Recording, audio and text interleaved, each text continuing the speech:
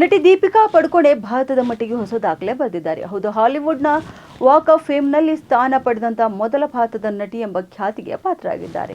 ಅಮೆರಿಕದ ಲಾಸ್ ಏಂಜಲ್ಸ್ನ ಹಾಲಿವುಡ್ ಬಾಲಿವುಡ್ನಲ್ಲಿ ಹಾಲಿವುಡ್ ವಾಕ್ ಆಫ್ ಫೇಮ್ ಇದೆ. ಇನ್ನು ಇಲ್ಲಿ ನೆಲದ ಮೇಲೆ ಸ್ಟಾರ್ ರೀತಿ ಆಕೃತಿಯನ್ನು ನಿರ್ಮಿಸಿ ಅದರಲ್ಲಿ ನಟ ನಟಿಯರ ಹೆಸರುಗಳನ್ನು ಬರೆದಿಡಲಾಗುತ್ತೆ. ಇದನ್ನೇ ವಾಕ್ ಆಫ್ ಫೇಮ್ ಎಂದು ಕರೆಯುತ್ತಾರೆ. ಈ ರಸ್ತೆಯಲ್ಲಿ ಈಗ ದೀಪಿಕಾ ಪಡುಕೋಣೆ ಹೆಸರು ಸಹ ನಕ್ಷತ್ರಾಕೃತಿಯ ಒಳಗೆ ಸೇರಿಕೊಂಡಿದೆ.